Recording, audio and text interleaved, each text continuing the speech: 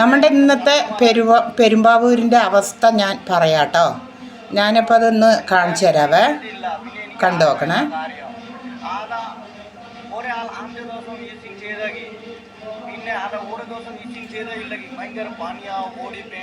നമ്മുടെ പെരുമ്പാവൂർ ഏത് അവസ്ഥയിലേക്കാണ് പോണത്?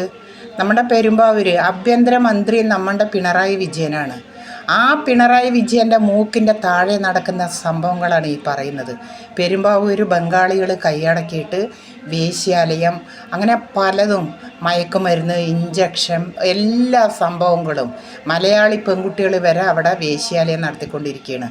എൻ്റെ ചെറുപ്പത്തിൽ ഞാൻ കേട്ടിരിക്കുന്നത് ബോംബെയിലാണ് ഇങ്ങനെ ചുമന്ന തെരുവ് എന്നാണ്.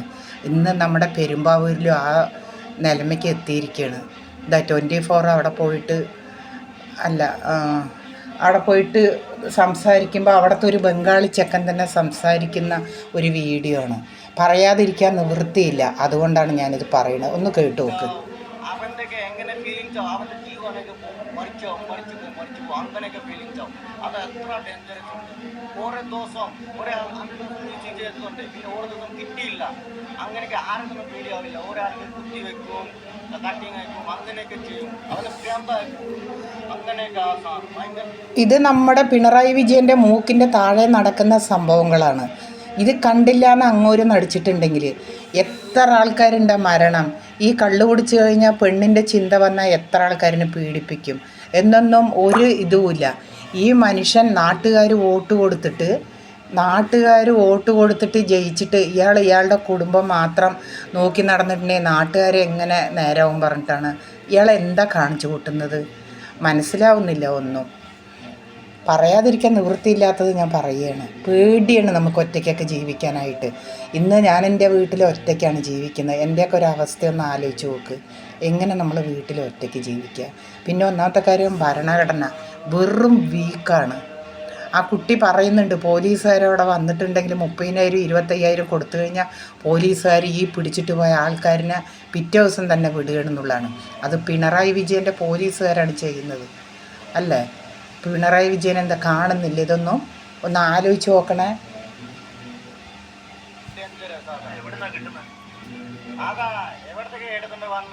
ബംഗാൾ തന്നെ എടുത്തുകൊണ്ട് വരും, കൊൽക്കത്ത തന്നെ, ആസാം തന്നെ, ഭയങ്കര ഡേഞ്ചറസ് കൂടി. എവിടെ സെയിലാക്കണമുണ്ട് ആദാ, അവിടെ സെയിലാക്കും, എല്ലാ ആൾക്കാർ സെയിലാക്കും. അവിടെ കുറേ ആൾക്കാരുണ്ട്. കൊണ്ടുവന്നാണോ സെയിൽ നടത്തുന്നത് ഇവിടെ? ആ ബംഗാളി കൊണ്ടുവരും. എത്ര രൂപയ്ക്ക് ഇത് കൊടുക്കുന്നത്? അതാ 1000 രൂപ. 1000 രൂപ. എത്ര പേർക്ക് അത് കുത്തിവെക്കാൻ പറ്റും? അതാ ആൾക്കാർക്ക് ഇപ്പോൾ ഒരാൾ ഞാൻ 10 ലക്ഷം. കണ്ണിക്കണ്ട നാട്ടിൽ നിന്ന് വരുന്നവർക്ക് ഇവിടെ ഒന്നാമത്തെ കാര്യം ഐഡൻറ്റി കാർഡ്, ആധാർ കാർഡ് എല്ലാം ഇവിടെ ശരിയാക്കി കൊടുക്കണം. ഇയാൾ വോട്ട് കിട്ടിയിട്ട് ജയിക്കാൻ വേണ്ടിയിട്ട് ഇയാളിനെ എന്തെന്നാണ് പറയേണ്ടത്? നമ്മുടെ മുഖ്യമന്ത്രി എന്ന് ഇയാളിനെ പറയാൻ പറ്റുമോ? എന്ത് മനുഷ്യനാണ് അയാളൊരു മനുഷ്യനാണോ ശരിക്ക്? ആലോചിക്കുമ്പോൾ നമുക്ക് കിട്ടില്ലേ? ഇയാൾ ഈ AC കാറിൽ ഇങ്ങനെ സഞ്ചരിക്കുന്ന 3ഉം 4ഉം കാറും മേടിച്ചിട്ട് ഇയാൾ ഇറങ്ങേണ്ട ടൈമായിട്ടും കൂടി 1,35,00,000 അയാൾ വീണ്ടും കാർ എടുത്തിരിക്കുകയാണ്. അയാൾക്ക് അയാളുടെ കാര്യം, അയാളും അയാളുടെ മക്കളും അയാളുടെ ഭാര്യയും സേഫ്റ്റി ആയിരിക്കണം.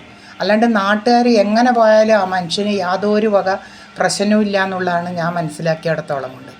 നമ്മുടെ ഇന്നത്തെ പെരുമ്പാവൂരാണ് ഈ കുട്ടി പറഞ്ഞുകൊണ്ടിരിക്കുന്നത്. നിങ്ങൾ കേൾക്കും മുഴുവൻ. ഒരാൾ പറയുന്നത് ഞാൻ ഇത് 10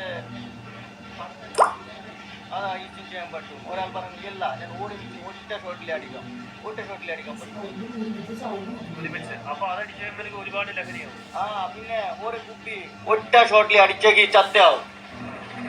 അത്ര പവർഫുൾ ഉണ്ട്. അപ്പം തന്നെ ചത്തയാവും. ഇത്ര ആൾ എവിടെ മരിച്ചു പോയി അത് അടിച്ചിട്ട് പിന്നെ ബോഡിയൊക്കെ പോകും. ബോഡിയൊക്കെ നിൽക്കത്തില്ല. ഭയങ്കര. ഈ കുട്ടി സത്യങ്ങൾ പറയുന്ന കുട്ടിയാണ്. ഈ കുട്ടി നാളെ ജീവിച്ചിരിക്കുമെന്ന് പോലും അറിയില്ല. അവരുടെ ആൾക്കാർ തന്നെ ആ കുട്ടീനെ കൊന്നുകളയും. ഇത് സത്യം പറയുന്നത്. കാരണം ആ കുട്ടി സകല കാര്യങ്ങളും വെളിച്ചത്ത് കൊണ്ടുവന്ന കാരണം ആ കുട്ടീനെ വരെ കൊന്നുകളയാൻ സാധ്യതയുണ്ട്. നമ്മുടെ ഗവൺമെൻറ് എന്ത് ചെയ്യും? ഒന്നും ചെയ്യില്ല, നോക്കി കുത്തിയായിട്ട്. കാരണം കുറേ പോലീസുകാരുണ്ട്. എല്ലാ പോലീസുകാരെയും നമുക്ക് കുറ്റം പറയാനും നിവൃത്തിയില്ല. പോലീസുകാരിൽ നല്ലവരുണ്ട്, കുറേ തെണ്ടി പോലീസുകാരുണ്ട്. മനസ്സിലായില്ലേ? കുറേ തെണ്ടി പോലീസുകാർ കാശിന് വേണ്ടി മാത്രം ജോലി ചെയ്യുന്നത്. ആ തൊപ്പി ഉണ്ടല്ലോ തലയിൽ, ആ തൊപ്പിയും വെച്ചിട്ടാണ് ഇവർ ചെയ്യുന്ന കൊള്ളരായ്മതരും തെണ്ടിത്തരങ്ങളും എല്ലാം ചെയ്യുന്നത്. മനസ്സിലായ? എങ്ങനെയൊക്കെ പറയാം, പവറില്ല. അതാ വലിയ സൈസ് ഉണ്ടെങ്കിൽ ആ ബിഗ് സൈസ് ആൾക്കാർ അത് അടിച്ചെങ്കിൽ എങ്ങനെയൊക്കെ ആയിപ്പോ ബോഡിയൊക്കെ പോവും. ഓരോ അടിച്ചാൽ തന്നെ പോവും.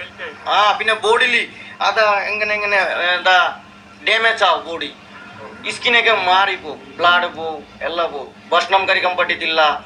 അവിടെ നോക്കൂ, ഇത്ര ആൾക്കാരൊക്കെ ഉണ്ട്. ജീവൻ പോവും അങ്ങനെയൊക്കെ ആൾക്കാരുണ്ട് അവിടെ. നീങ്ങളെ പോവാകെ അവിടെ കാണാൻ പറ്റും. യൂസ് ചെയ്തില്ലെങ്കിലുള്ള പ്രശ്നം. ഈച്ചിങ് ചെയ്തിട്ടുള്ള ആൾക്കാർ അവിടെ ഉണ്ട്. അത് ഭയങ്കര ഡേഞ്ചറസ് ആണ്. എത്ര വട്ടം അടിച്ചിട്ടുണ്ട്? ഞാൻ അടിച്ചിട്ടില്ല. പിന്നെ എനിക്ക് ആൾക്കാരുണ്ടല്ലോ, നാട്ടുകാരുണ്ടല്ലോ, അവനെ കണ്ടപ്പം.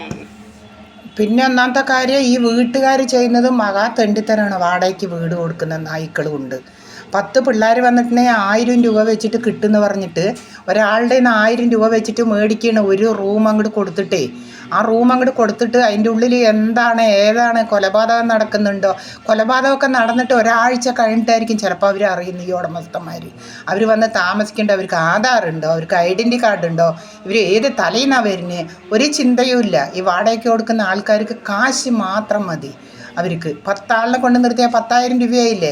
ഇപ്പം ഞങ്ങളെ പോലെയുള്ള ആൾക്കാരൊക്കെ പോകുകയാണെന്ന് പറഞ്ഞിട്ടുണ്ടെങ്കിൽ 3000 4000 കൊടുക്കുക. അത്രയെല്ലാം നമ്മളെ കൊണ്ട് കൊടുക്കാൻ പറ്റുള്ളൂ. അപ്പോൾ ഇവറ്റങ്ങൾ വന്നു കഴിഞ്ഞിട്ടുണ്ടെങ്കിൽ ഇവറ്റങ്ങൾക്ക് ഒരാൾക്ക് 1000 രൂപ വെച്ചിട്ടാണ് കൊടുക്കുക. അപ്പോൾ 1000 രൂപ വെച്ചിട്ട് 10 പിള്ളേർ കിടക്കുമ്പോൾ 10,000 രൂപയായില്ലേ.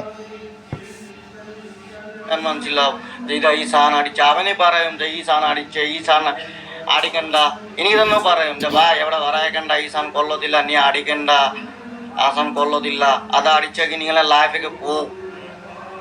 അപ്പം ഇത് പോലീസ് വന്ന് ഇവരെ പിടിക്കത്തില്ല. അപ്പൊ എന്താ ചെയ്യുന്നത്? പോലീസുകാരനെ വന്ന് നോക്ക്. അത് സാധനം കിട്ടിയിട്ടില്ലെങ്കിൽ പോവും. അപ്പൊ കിട്ടിയാക്കി ആ ആൾക്കാർക്ക് കൊണ്ടുപോകും. പിന്നെ കുറെ ദിവസം കഴിഞ്ഞിട്ട് ആൾക്കാർക്ക് തിരിച്ച് കാണും. അവരെന്താ പെട്ടെന്ന് പോലീസ് വെറുതെ വിടുന്നത്? അതാ എനിക്ക് അറിയാൻ വയ്യ. ആ പോലീസുകാരെ എടുത്തോണ്ട് പോവും, പിന്നെ കാണും. 2 ദിവസം പിന്നെ കാണും. ഈ പൈസ കൊടുക്കുമോ? അതാ അവൻ പറയും, ആ ആൾക്കാർ പറയും 30,000 40,000 കൊടുക്കും. പിടിച്ച ആൾക്കാർ പറയും തന്നെ 40,000 രൂപ കൊടുത്തിട്ട് വന്ന, 30,000 രൂപ കൊടുത്തിട്ട് വന്ന. അതുകൊണ്ടാണ് അവർ വീണ്ടും വന്നിട്ട് ഇവിടെ ഈ കച്ചവടം ചെയ്യുന്നത്. ഭയങ്കര ലാഭം അതില്. ഒരു 400 രൂപ തന്നെ മേടിക്കും. പിന്നെ 1000 രൂപ 2000 രൂപ സെയിലാക്കും. ചിലപ്പം ഒരു കുപ്പി ഇതാ 400 രൂപയ്ക്ക് സാധനം ഒരു കുപ്പി 5000 രൂപ സെയിലാക്കും, 6000 രൂപ സെയിലാക്കും. അതാ ആൾക്കാർക്ക് കിട്ടിയിട്ടില്ലെങ്കിൽ ആൾക്കാർ മേടിക്കും. അതാ ഭയങ്കര, അതാ കിട്ടിയില്ലെങ്കിൽ പ്രാന്തായി പോകും. ആ സാധനം അത്ര ഡേഞ്ചറസ് ഉണ്ട്. ആ കുക്കിനറിയോ MD അറിയോ, അത് തന്നെ വലുതാ ഇതാ. എനിക്ക് പറയണ പേടിയില്ല, അതിനെ ഡയറക്റ്റ് പറയും.